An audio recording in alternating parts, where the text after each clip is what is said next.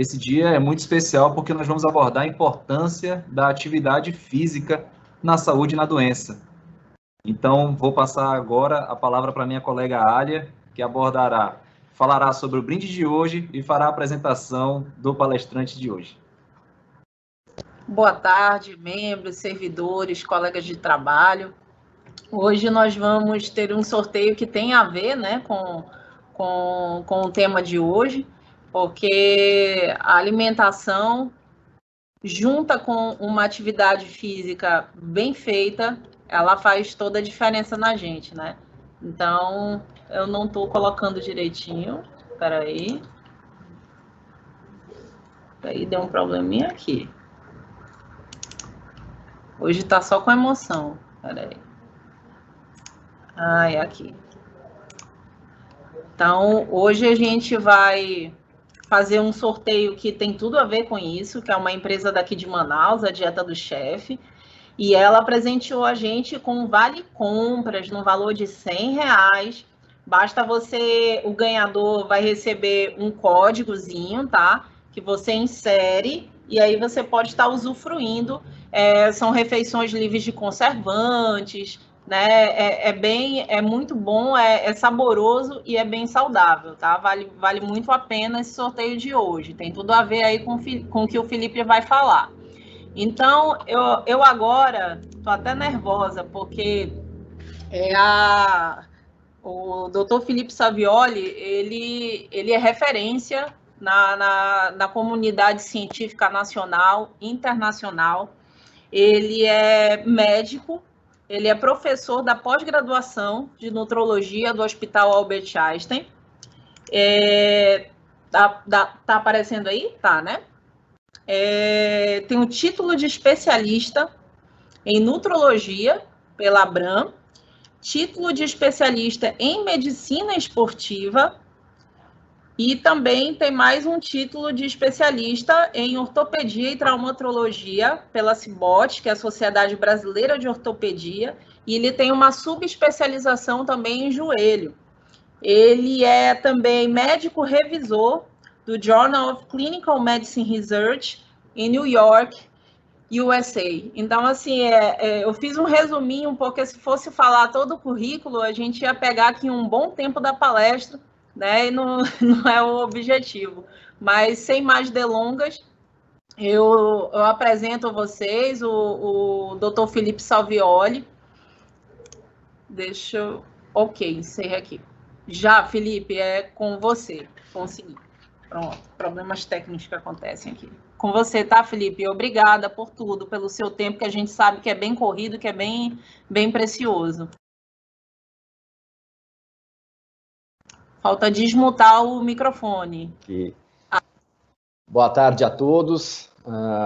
Queria agradecer mais uma vez o convite de vocês. Para mim vai ser sempre um prazer poder estar falando para vocês, para a Alia, que eu conheço há tanto tempo já e que a gente já trabalhou também de algumas formas juntos, e para mim é sempre uma satisfação, um prazer estar num evento de tão grande nível científico e também estar entre amigos, é muito bacana. Bom, deixa eu aqui, vocês me falam se está aparecendo ou não. Espera só um pouquinho. Tudo ok, Alia? Tudo ok, está aparecendo sim, perfeito. Tá. Eu vou falar um pouquinho para vocês da atividade física como um remédio, tá? Então, antes de mais nada, eu sou médico do esporte, eu sou nutrólogo, mas eu sempre atuei com uma equipe multidisciplinar. Então, é muito importante que quando a gente fale de atividade física, seja em pacientes saudáveis ou pacientes que têm algum tipo de problema, alguma doença, é muito importante que a gente tenha uma equipe multidisciplinar, que a gente tenha nutricionista, fisioterapeuta, psicólogo, educador físico e médico. Quando a gente consegue juntar um grupo com todos esses profissionais, a gente acaba tendo um resultado muito, muito melhor. E, bom, eu acho que você falar o exercício físico, ele melhora, ele evita problemas de saúde, como diabetes mellitus, ele evita problemas de saúde, como hipertensão, e ele melhora a composição corporal, eu acho que é um pouco chovendo molhado isso, né? Então eu quis, na verdade, trazer a minha experiência. Eu sei que não é uma aula para pessoas para a área da saúde, mas eu quis quebrar alguns paradigmas em vocês. Porque para chegar aqui e falar que, olha, faça atividade física, você vai evitar ter diabetes, faça atividade física, vai melhorar a sua pressão, vocês veem tudo isso todos os dias em redes sociais, a mídia colocando isso para vocês e não iria acrescentar em nada. Mas eu vou chegar num ponto que eu tentei mesclar uma aula de especialista, que eu já dei para alguns médicos, e eu tentei trazer essa aula com um vocabulário mais simples para as pessoas que não são da área da saúde. Primeira coisa, o quanto que eu tenho que fazer de atividade física? O que eu devo fazer para eu não ser considerado sedentário? Pela Organização Mundial da Saúde, eu tenho que fazer 150 minutos de atividade aeróbica em intensidade moderada ou 75 minutos de atividade intensa por semana. Porém, eles fazem uma ressalva que eu vou ter mais benefícios se eu conseguir fazer 300 minutos de atividade física moderada por semana. E junto disso, eu teria que fazer 2 sessões de musculação. O Colégio Americano de Medicina do Esporte, ele fala que eu devo fazer 150 minutos de atividade aeróbica moderada e também fala que eu vou ter mais benefícios com 300 minutos, se eu fizer acima de 300 minutos, 2 sessões de musculação e também eles falam para fazer 2 sessões de alongamento. Ok, a gente sabe que a gente fazendo atividade física vai melhorar a nossa saúde.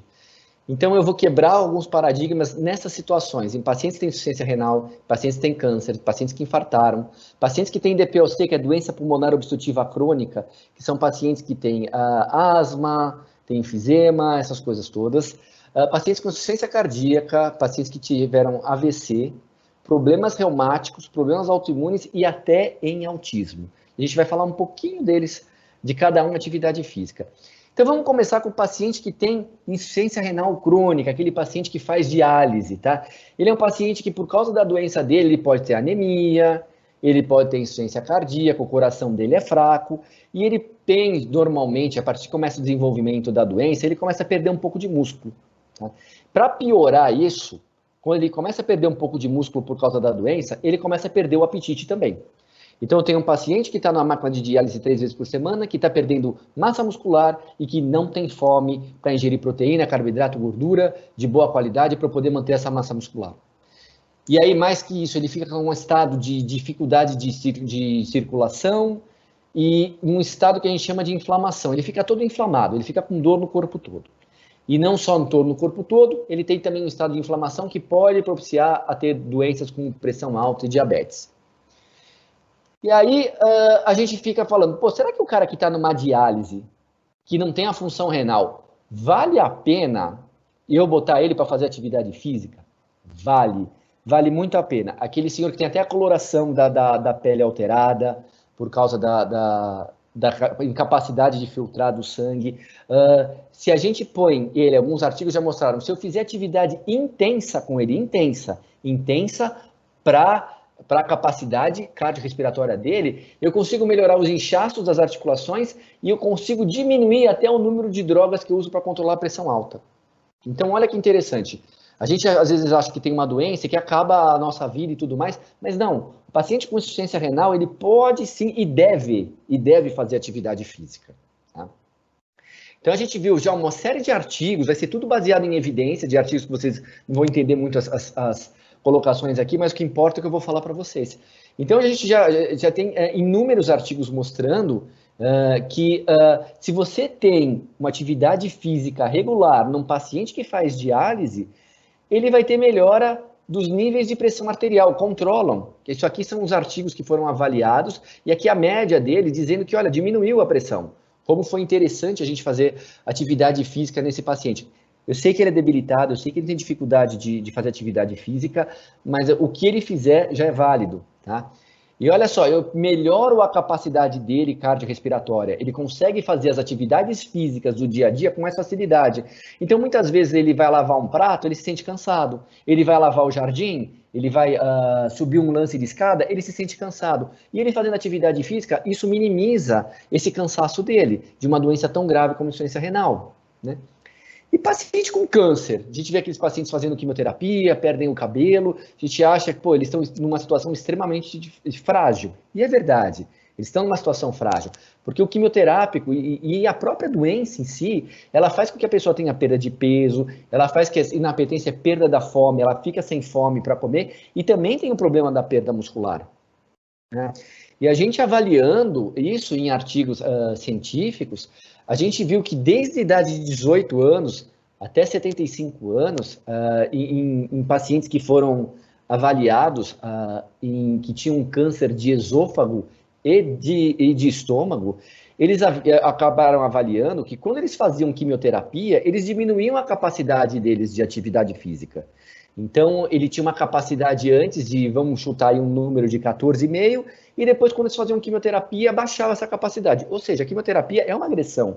A gente está impedindo que células se repliquem dentro do organismo e também células boas. Isso fazia com que ele perdesse a capacidade cardiorrespiratória, e isso fazia, botando isso, traduzindo, ele tinha cansaço em fazer atividades físicas simples do nosso dia a dia, às vezes até tomar banho, né? E aí eu pergunto para vocês, mas a gente vai fazer exercício físico num paciente que está com câncer, fazendo quimioterapia? E a resposta é sim, nós vamos fazer vários tipos de exercício com isso. Nós vamos fazer musculação, nós vamos fazer exercício aeróbico e nós vamos fazer alongamento. E isso vai dar uma melhora muito grande da qualidade para o nosso paciente.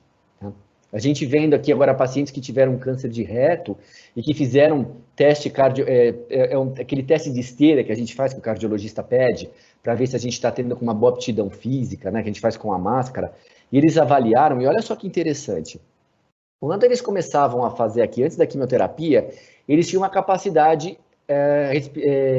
cardiorrespiratória razoável.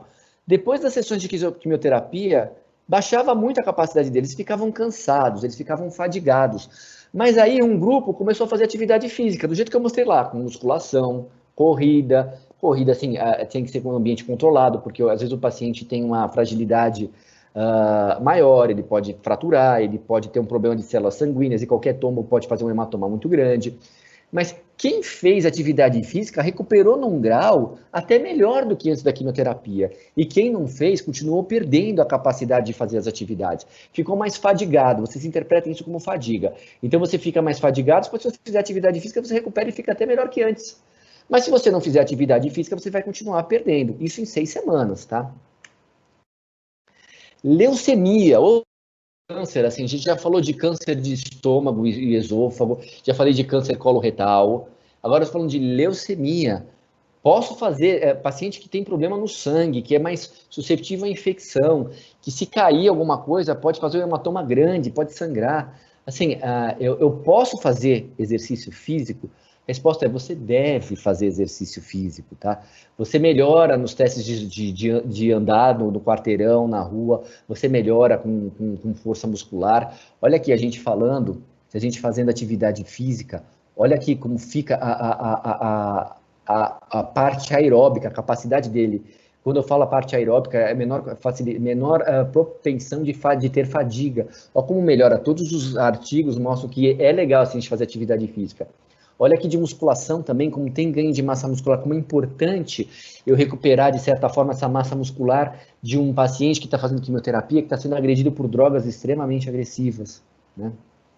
Então, assim, a conclusão é que todos os pacientes com leucemia aguda devem realizar atividade física, porém com todos os tipos de precauções para evitar sangramento. Tudo em ambiente controlado, não é para ele correr numa rua esburacada, não é para ele botar uma sobrecarga na musculação, um peso que ele não aguenta, é para ele ter qualidade de vida. Depois que ele passar dessa situação, aí a gente pensa em fazer os tipos de treino. E olha que interessante, meu pai e meu tio infartaram. Pô, infartou, deu uma necrose do coração. Eu posso fazer atividade física? Poxa, porque tem um problema, né? E eu fazendo atividade física vai aumentar minha frequência cardíaca e tudo mais. E a resposta, assim, eles viram, assim, olha que interessante, eles se dividiram em 4 grupos. Então, teve as pessoas que infartaram e continuaram fazendo atividade física. Tem as pessoas que infartaram e não faziam atividade física e continuaram não fazendo atividade física. Tem as pessoas que infartaram e eles receberam a mensagem, olha, eu infartei, melhor eu me cuidar, porque pode ser que eu tenha um problema. E começaram a fazer atividade física. Aí teve um outro grupo também, que infartou, e eu falei assim, putz, eu infartei. Não vou fazer atividade física porque eu tenho medo de infartar de novo. E os resultados que a gente obteve é que quem fez atividade física e continuou fazendo atividade física, teve uma taxa de mortalidade muito menor. Quem era sedentário, infartou e continuou sedentário, teve uma taxa de mortalidade muito grande aqui em vermelho, tá? E olha que interessante. Quem aumentou, quem não fazia atividade física e aumentou a atividade física, teve uma mortalidade menor do que quem fazia atividade física e depois do infarto começou a não fazer atividade física. Ou seja, se você infartou e você começa a fazer atividade física depois, é melhor do que se você estivesse fazendo atividade física antes de infartar e depois parar. Então, olha a importância da atividade física e como diminui a mortalidade e quem faz atividade física e quem não faz. Tá? E paciente com asma, aquele paciente com enfisema, que fumou bastante a vida toda, que às vezes está com aquele catéter de oxigênio, andando para cima e para baixo, que tem a dificuldade de subir um lance de escadas. Eu posso fazer atividade física nele, mesmo com toda essa alimentação? Então, a gente avaliou um monte de artigos, fazendo bicicleta, esteira, caminhada, exercícios de baixa, moderada e alta intensidade. E com questionários e com avaliação de testes de caminhada. Questionário a gente dava para ele falar como é que ele estava. Está se sentindo melhor, seu João? Estou sentindo melhor. O senhor está fazendo as atividades físicas, assim, as atividades durante o dia com mais facilidade? Estou fazendo sim. Não estou fazendo. Então, a gente observou que a qualidade de vida daqueles pacientes que têm asma, que têm DPOC, que têm enfisema, melhora muito fazendo atividade física. A qualidade de vida dele fica muito melhor. E às vezes é a diferença entre usar um fluxo alto de oxigênio e um fluxo baixo. Às vezes a diferença até de usar oxigênio e não usar oxigênio. A gente sabe que a gente não vai reverter uma situação dessa. Mas a gente sabe que a gente pode ter mais qualidade de vida. Tá? E insuficiência cardíaca, quando o coração está fraco. O primeiro, ele teve um infarto, né? Ele infartou e teve uma necrose, morreu uma parte do coração. Esse aí o coração está fraco, ele não tem aquela contratilidade forte para a gente ver. Então, durante muito tempo, a gente tinha muito receio de botar paciente com insuficiência cardíaca para fazer atividade física. Mas hoje, com os artigos que a gente viu e estudou e foram publicados, a gente vê que ela evita a progressão, o exercício físico, ele evita surgir a insuficiência cardíaca, ele é um tratamento para a insuficiência cardíaca e que ele melhora a minha qualidade de vida na insuficiência cardíaca. E se eu conseguir melhorar um pouco na minha capacidade respiratória, cardiorrespiratória, eu tenho menor chance de ter insuficiência cardíaca. E se eu melhorar a minha capacidade respiratória, cardiorrespiratória, quando eu estiver fazendo o tratamento, quando eu já tenho insuficiência cardíaca, eu tenho 20% de chance a menos de ser hospitalizado. Então, olha que loucura que é essa história. Em 1970, se você fosse diagnosticado com insuficiência cardíaca, você ia receber uma orientação do médico que é o seguinte, mesmo num grau leve, você deve fazer repouso no leito, deve fazer o mínimo de atividade que você precisar. Ir no banheiro só quando precisar, vai no supermercado menos vezes por semana para comprar. Quanto menos você tiver fazendo atividade física, melhor. Isso em 1970, 50 anos atrás. Em 1988, teve um autor que falou assim, não, vou botar esse pessoal de insuficiência cardíaca para fazer atividade física. E hoje a gente sabe até que, mesmo se você fizer muita atividade física, é melhor do que fazer pouca atividade física. E infelizmente, a gente sabe que só 10% dos pacientes com insuficiência cardíaca fazem atividade física. Então, olha só onde está chegando o exercício como remédio e como eu quero quebrar paradigmas com vocês. A gente está falando aqui de pacientes que estão fazendo diálise, a gente está falando de pacientes que estão fazendo quimioterapia, a gente está falando de pacientes que infartaram, e a gente está falando de pacientes que têm insuficiência cardíaca. Né? E pacientes que tiveram AVC. Pô, minha avó teve um AVC, meu avô, meu pai, aí atrapalha, ele tem um problema no braço, um problema na perna, não anda de bem, tem dificuldades. Será que eu posso fazer atividade física em quem teve AVC? Sim, você pode. Se você tiver o paciente controlado, com os níveis de pressão normal, você pode sim fazer, tá? E assim, ele melhora o teu equilíbrio Então, assim, às vezes o paciente tem uma limitação, ele puxa um pouco da perna. Então, a chance dele sofrer uma queda é muito grande, por uma sequela do AVC. E, às vezes, eu fazendo atividade física, isso, eu melhoro o quadro de equilíbrio dele, de propriocepção, que a gente chama. E eu diminuo a chance dele ter uma queda, eu diminuo a chance dele ter uma fratura. E a gente tem resultados muito bons com exercícios resistidos de musculação. Né? E olha que interessante. E aí, o meu tio, meu pai, ele foi internado na UTI por qualquer problema. Teve um choque anafilático, choque séptico, teve um AVC, infartou. E assim, deve-se fazer exercício físico dentro da unidade de UTI? Olha a resposta para vocês. Sim, e melhora muito. Diminui tempo de internação, melhora o prognóstico. Isso aqui é como se fosse uma bicicleta para os braços. Infelizmente, na nossa cultura não tem muito aqui, mas nos Estados Unidos é muito frequente isso, para ele fazer um aeróbico sem ter que se levantar, ele faz sentado. Então ele fica movendo a pedivela como se fosse uma bicicleta, ele faz um aeróbico de membro superior. E ele pode fazer um exercício de musculação, não é para puxar peso, botar peso, halteres para ele fazer. Simplesmente a fisioterapeuta pode levar umas faixas elásticas e trabalhar essa musculatura. E isso dá uma mega diferença. E no final desses artigos... Oi. Doutor Felipe, desculpa aí interromper, posso aproveitar para fazer uma pergunta? Pode. O que está acontecendo? Tem muita gente que fica internado em UTI por Covid e passa meses. Tem paciente que passa 2 meses e meio lá. Esse tipo de exercício, ele melhoraria, no caso também, para esse tipo de paciente? Olha, a gente tem artigos que estão mostrando melhor em qualquer situação. O Covid é uma doença nova. Pode ser que ela surja uma contraindicação no futuro? Pode até ser. Mas se o paciente estiver consciente e tiver um ambiente adequado para fazer atividade física, e sim, ele deve fazer. Deve fazer para melhorar a qualidade de vida dele, para até ficar menor tempo. E olha que interessante, olha, quando termina esse artigo, que ele fala essa situação de exercício físico em UTI. É necessária uma mudança de cultura multidisciplinar no centro de terapia intensiva. Embora seja mais difícil de se realizar, os exercícios físicos dentro da UTI devem ser estimulados o mais cedo possível devido a todos os benefícios associados. E quando eles estão falando isso, embora seja um artigo que foi publicado nos Estados Unidos, eles também não têm essa cultura.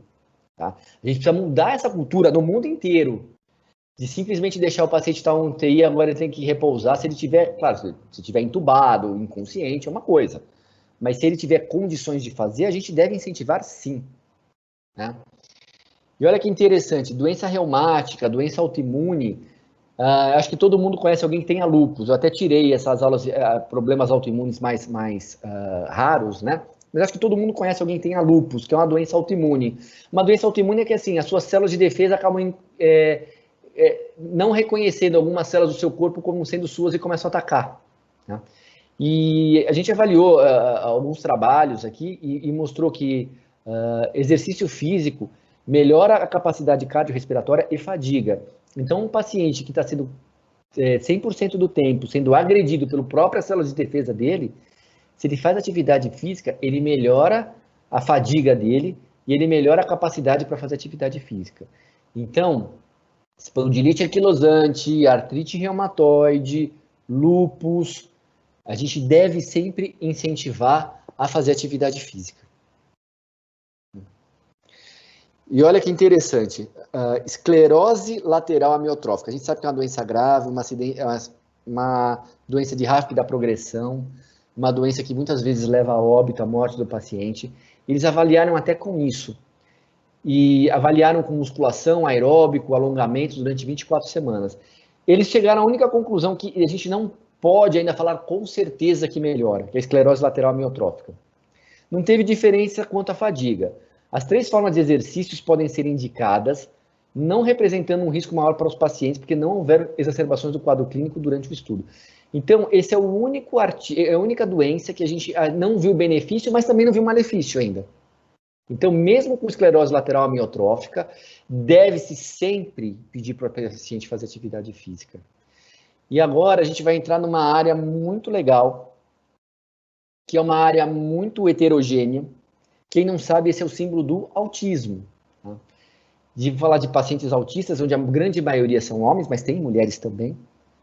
e que foi feito algumas avaliações de crianças de 6 a 12 anos realizando atividade física. Então, eles pegaram essas crianças de 6 a 12 anos e botaram 46 crianças para fazer atividade física e 18 para não fazer atividade física, isso durante quase um ano, 48 semanas. Elas faziam atividade física 2 vezes por semana. Como é que eram esses exercícios para a criança? Olha, eles faziam 5 minutos de preparação, uma coisa assim bem divertida para eles se entrosarem, depois 30 minutos de desenvolvimento, tinha aquecimento, força, propriocepção, coordenação, e depois 5 minutos de desaquecimento. Exercício para criança, tá? Não era ficar correndo de forma intensa, não era para puxar ferro. Ao crescimento. As crianças que fizeram atividade física tiveram um crescimento de estatura maior. Teve um aumento do colesterol bom, e diminuição do colesterol ruim no grupo de crianças que fez atividade física. E eles botaram 2 questionários para pais, para preencherem sobre a qualidade de vida. Porque o autismo, às vezes, a pessoa é quase normal, na verdade, assim, às vezes ela é até mais inteligente que a maioria das pessoas, só que ela se fecha no mundo dela, e às vezes o autismo também ele tem alguma certa limitação um pouco maior. Não foi avaliado isso nesse grupo. Mas eles deram 2 tipos de escalas diferentes para os pais. E os pais falaram que das crianças que fizeram, os quais as crianças tinham feito atividade física, mostraram que teve uma melhora muito boa em vários aspectos. Em comunicação, em qualidade de vida, em coordenação motora. Então foi excelente para o pessoal fazer, essas crianças fazerem atividade física. Então, olha, eu quis ser sucinto, não quis ir muito além, mas eu quero que no final dessa aula, que eu mostrei que a gente deve fazer atividade física em pacientes que têm tantos problemas de saúde, eu queria que você soubesse que o médico do esporte, que é uma das minhas especialidades, então ele é sim para a pessoa que está fazendo leucemia e que tem leucemia ou qualquer tipo de câncer e pode fazer atividade física, ele é para o paciente que teve um acidente, teve que ser protetizado, teve uma amputação, ele é para o atleta profissional, ele é para o paciente que tem autismo, ele é para as crianças, ele é para o paciente que tem insuficiência renal, ele é para o paciente que está acima do peso, abaixo do peso, ele é para o paciente que faz abuso de esteroide, ele é para todo mundo. Para todo mundo, ainda mais o paciente que faz abuso de esteroides, que a gente vai ter que reverter um monte de problema de saúde que ele está causando para ele. A gente tem que descausar isso. Então, era essa a mensagem que eu queria passar para vocês. E isso pode ser a diferença dessas 2 fotos para você no futuro. Pode ser a diferença de você ficar acamado porque você levou uma vida sedentária, não fez atividade física, não cuidou da sua saúde, ou às vezes pode ser essa imagem, você já na terceira idade, com uma mega disposição, com uma super composição corporal boa, fazendo atividade física, provavelmente numa ultramaratona, numa prova de trail aqui no meio da floresta, com convívio com a natureza. Era essa a mensagem que eu queria deixar para vocês. Vou deixar meus contatos, essa é a minha rede social que eu uso mais, no Instagram. Eu estou frequentemente publicando coisas sobre saúde, e quem tiver alguma dúvida e se sentir, de certa forma, um pouco tímido e quiser me mandar um e-mail também, eu fico à disposição da gente estar falando aí de qualquer atividade, qualquer dúvida que venham a surgir para vocês, tá bom? Obrigado pela atenção. Doutor Felipe, nós temos aqui uma pergunta do Robson de Almeida. Qual seria o exercício físico mais adequado para pessoas que tenham hipertensão, aeróbico ou musculação? Quantas vezes por semana e tempo de duração? Olha, essa parte de quantas vezes por semana, tempo de duração, a gente acaba deixando mais para o educador físico, né? A gente sabe que o exercício de musculação, ele pode aumentar a pressão, ele pode aumentar. E o exercício aeróbico, ele tem a tendência a diminuir. Então é só para fazer aeróbico e não fazer musculação? Não, é para um primeiro momento a gente preconizar, a gente direcionar mais, a gente priorizar o exercício aeróbico, mas fazendo musculação também. Não numa intensidade muito alta, porque você aumenta a frequência cardíaca, você elimina mais sais, você diminui o teu volume corporal, então isso ajuda bastante no controle da pressão alta. Agora, eu falei de tudo aqui, de todos esses problemas de doença, mas não é para colocar o paciente descompensado para fazer atividade física também, né? Então, o paciente está com pressão alta, ele está com 18 por 12, Então ele vai dar uma corrida na praça. Não é assim também. Vai tomar uma medicação, vai controlar o exercício físico, ele vai entrar junto com a medicação e depois, assim, conforme vai melhorando o quadro, vai retirando as medicações antihipertensivas e aí fica só com atividade física. Entendi. Mais alguma pergunta, Marlon? Não. Vamos dar uma olhada aqui. Acho que até agora o pessoal tá tímido. Só mandaram essa pergunta mesmo aqui. Quem tem doença... Aqui não tem o nome. A doutora Delisa perguntou. Quem tem doença autoimune também tem fadiga? Será que foi uma pergunta? Acho que foi uma pergunta. Quem tem doença autoimune também tem fadiga? Teria que fazer algum tipo de atividade? Tem. É importante que todo mundo faça. Então, olha só que interessante. Eu não coloquei aqui, mas tem uma doença autoimune chamada espondilite anquilosante, que ele vai deixando a coluna dura. Tá? Só que junto com a coluna, ele vai deixando, ele vai fazendo fusão, ele vai perdendo a articulação das costelas também. E isso, futuramente, pode levar a um quadro de restrição pulmonar. A pessoa pode ter esse tipo que eu falei, uma doença pulmonar obstrutiva crônica, né? E a pessoa começa a ter dificuldade. A gente sabe que quem faz atividade física, que tem espondilite anquilosante, tem uma menor tendência a ter fadiga por diminuição da expansão do tórax. E no lúpus, onde a doença ataca várias partes do corpo e pode atacar o coração, se você faz uma atividade física, você deixa esse coração mais preparado, ele vai sofrer bem menos com essa agressão. Tem mais uma pergunta aqui que eu não vi. Cadê quem foi que fez? Tá no anônimo. Até agora, na pandemia, podemos nos exercitar?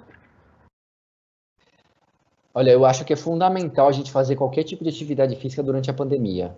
Eu sei que é difícil. Aqui em São Paulo, as academias estão funcionando com um horário marcado. Então, tem um limite para você poder, de pessoas. Então, na academia que eu frequento, ela é um pouquinho maior, podem 50 ao mesmo tempo, todas de máscara. E com as janelas tudo aberto.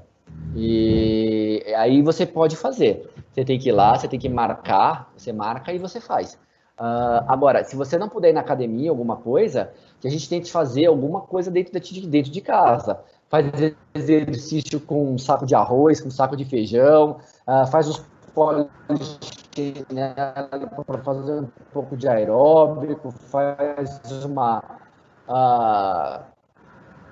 uma flexão de braço, alguma coisa assim, sabe? Então, assim, o personal trainer ajudaria muito. É nessa hora que a gente vê como um profissional de educação física pode ajudar com exercícios simples em casa para a gente estar podendo manter a nossa saúde. Tá. Foi a doutora Delisa que perguntou também essa última. Doutor Felipe? Oi. Opa. Meu pai, ele é um paciente renal crônico e a gente ele faz hemodiálise 3 vezes por semana, segunda, quarta e sexta, e a gente percebe uma perda de massa muscular muito grande entre uma sessão de hemodiálise e outra. Então, já aconteceu de meu pai fazer uma sessão de hemodiálise e perder 4 quilos.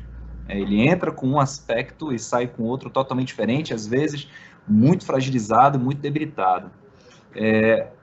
Um paciente renal crônico, por já ter até um certo risco, né, de uma parada cardíaca, ele deveria priorizar mais exercícios de musculação?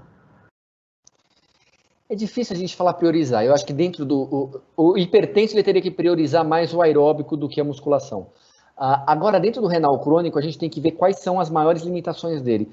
Se o seu pai está perdendo atividade, está perdendo massa muscular, talvez a gente tenha que focar um pouquinho nessa parte de musculação. E aí tem que entrar uma equipe muito boa, tem que entrar com um nutricionista para ver quanto que vai dar de proteína, porque não pode consumir muita proteína, tem que ver o educador físico até que nível ele pode chegar. Ele tem um problema nos ossos, geralmente o renal crônico, porque ele libera cálcio para tamponar os ácidos. Então, assim, eu não gosto muito dessa definição priorizar, né? Eu acho que, tirando aí em determinadas doenças, eu acho que tem que fazer os dois, porque os dois mostram vantagens, cada um num ponto diferente. Mas se ele estiver perdendo mais massa muscular, a gente precisa ver, porque a gente tem essa situação que a gente não pode dar muita proteína para ele, né? Então parece que alguns protocolos agora já estão liberando 1 grama de proteína por quilo para o atleta renal, para o paciente renal crônico, o que já ajudaria bastante. O paciente passa no consultório aqui, eu passo 0,6, 0,7 gramas de proteína por quilo, que acaba não tendo aquela hipertrofia, né? Mas o que a gente conseguir preservar, às vezes numa situação de um renal crônico, a gente preservando já a musculatura já consegue ser um grande passo. Tenho uma pergunta aqui da Cláudia. Que tipo de atividade seria a melhor opção para quem tem fibromialgia? Olha, fibromialgia, o paciente vai se beneficiar dos dois. Vai se beneficiar com aeróbico e vai se beneficiar com musculação.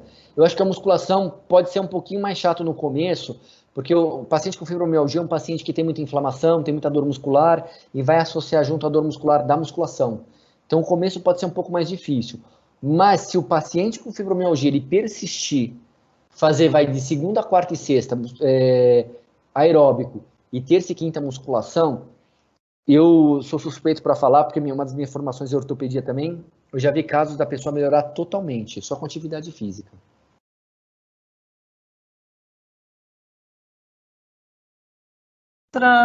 Uma outra pergunta aqui, cadê? Do Arnoldo Santos. Que medidas de segurança são essenciais no retorno à academia? Bom, primeiro a gente mantém um limite de pessoas para entrar na academia, não pode entrar quem quer. Eu acho que essa situação de você ter que agendar o horário e ver quantas pessoas podem ir, eu acho fundamental. Primeiro ponto. Segundo ponto, tem algumas academias que têm os aparelhos muito em cima do outro, assim, muito juntos. E muitas vezes não respeita aquela distância que você tem que ter. Então, o que aconteceu na minha academia é o seguinte, metade dos aparelhos foram embora. Estão lá no depósito, porque tem que ter uma distância mínima entre um aparelho e o outro para você não ficar tão próximo de uma pessoa para outra. Álcool gel e um pano, alguma coisa, toda vez antes de usar o aparelho e depois de usar o aparelho.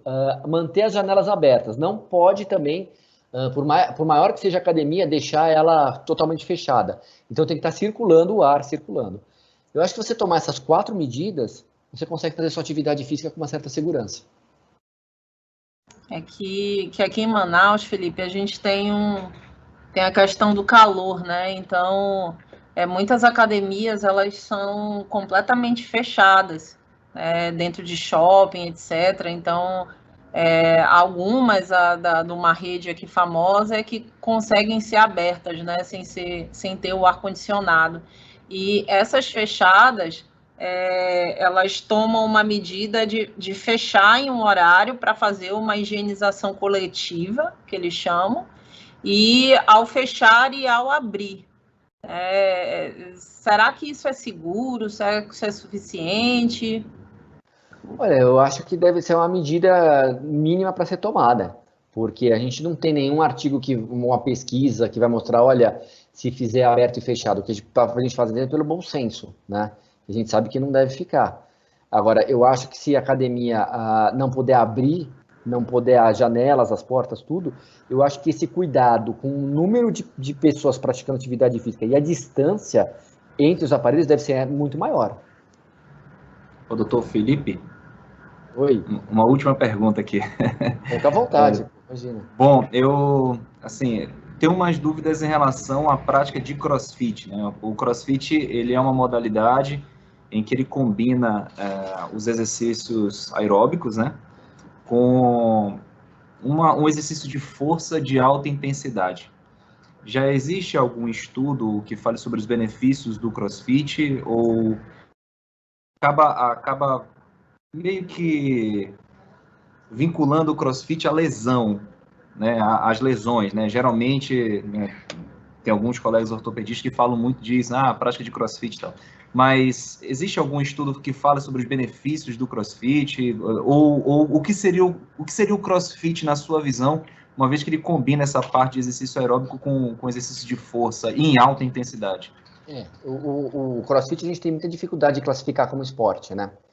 E a gente tem artigos dos dois sentidos. A gente tem artigos que mostram que o CrossFit não causa mais lesão do que outros esportes, futebol, essas coisas. Tem, inclusive, artigos nacionais que saíram comparando o número de pessoas lesionadas no CrossFit com outros esportes. E então, assim, quanto àquela coisa, a CrossFit causa lesão. Se você for fazer e respeitar o teu limite, você vai fazer uma excelente atividade física. Excelente. O problema é a pessoa, às vezes, que é competitiva e quer se comparar com os outros e quer botar mais sobrecarga e aí acaba se lesionando. Então, você tem, sim, estudos hoje que mostram que o CrossFit ele não causa mais lesão do que a maioria das outras atividades físicas. Por exemplo, ginástica olímpica causa mais lesão do que CrossFit. E você não tem... E, às vezes, assim, vou colocar minha filha na ginástica olímpica porque é legal, tal, não sei o que, mas ela causa mais lesão do que o CrossFit. E a gente vê que tem uma melhora de ganho de massa muscular e atividade aeróbica. Então, eu não pratico o CrossFit, porque geralmente quem faz é meio uma religião, né? O cara fica, não, CrossFit, não sou praticante de CrossFit, mas indico e incentivo a fazer. Felipe, só mais algumas perguntinhas aí. Imagina, fica à vontade.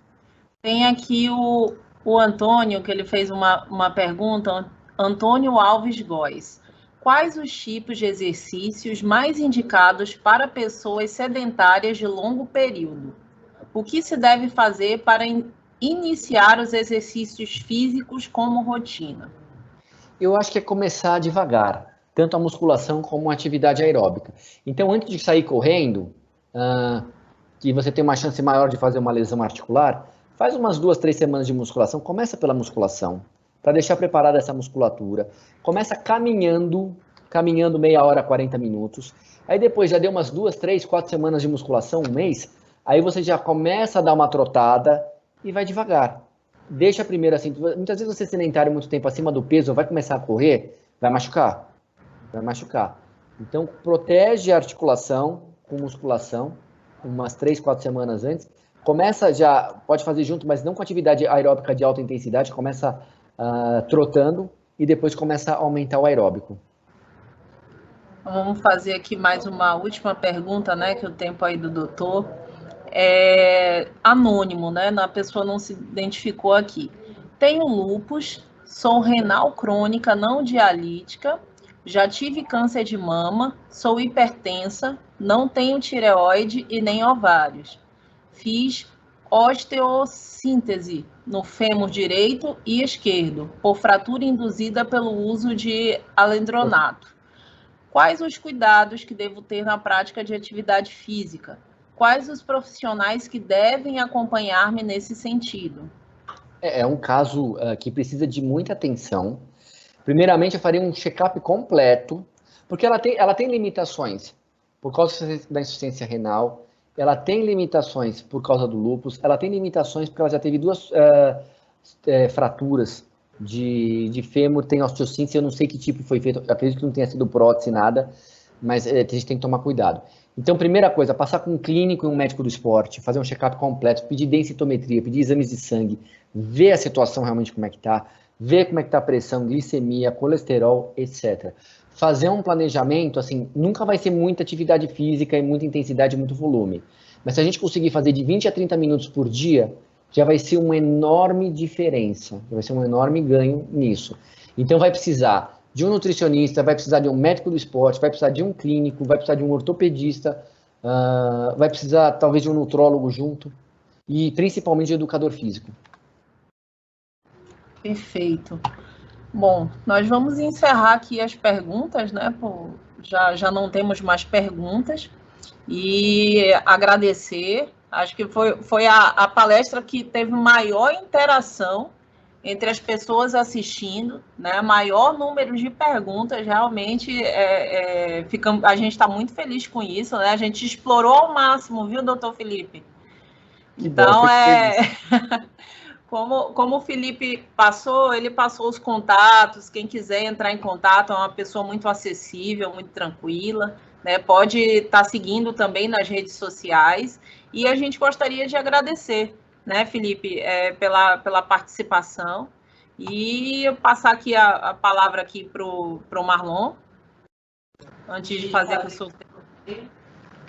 Bom, doutor Felipe, em nome da Divisão de Recursos Humanos e em nome do Ministério Público do Estado do Amazonas, eu agradeço a sua presença, agradeço a sua disponibilidade por ter aceito o nosso convite e ter participado aqui da nossa Semana de Saúde. Com certeza absoluta, os nossos colegas servidores ficaram muito felizes assim com a sua explicação. Muito obrigado mesmo. Olha, eu que agradeço muito o convite. Para mim é um prazer estar falando aí com o pessoal de Manaus, Amazonas todo. Tenho maior vontade de ir para conhecer. Quem sabe esse ano eu consiga ir ainda. Só tive aí de conexão de avião, matou não deu para conhecer ainda. Mas se tudo der certo, vou ver se eu consigo ir até o final do ano, em novembro, para ir. E mandem qualquer pergunta que vocês tiverem, sabe? Eu estou totalmente à disposição. Talvez eu não consiga responder ainda até sábado. Estou com os médicos lá na pós-graduação do Einstein. Eu vou estar sexta e sábado o dia inteiro com eles. Mas aí, no final de semana, segunda-feira, eu vou ter o maior prazer de responder qualquer dúvida que vocês tenham. Ou até, se quiserem, se for mais fácil, vocês mandarem pelo Instagram, fica até mais fácil eu responder. Porque às vezes 2, 3 minutos eu já pego, eu já respondo e já consigo reenviar, tá bom? E mais uma vez, obrigado para todos aí do Ministério Público e fico à disposição aí para novas palestras. Obrigada, tá, doutor? Muito obrigada. Agora a gente vai fazer aqui o nosso sorteio, tá? Quem se registrou aqui, pegamos o nome das pessoas, deixa eu colocar aqui, compartilhar a tela, tá? O nome de todo mundo que deu entrada aqui com a gente. E agora eu vou fazer o sorteio. Vamos ver quem é que vai ganhar o cupom da dieta do chefe. Tcharam! Quem? Jeremy! Olha, o Jeremy daqui do lado. Parabéns, Jeremy. Depois você vem aqui receber o seu prêmio. E, pessoal, a gente mais uma vez agradece. Muito obrigada a todos e até amanhã.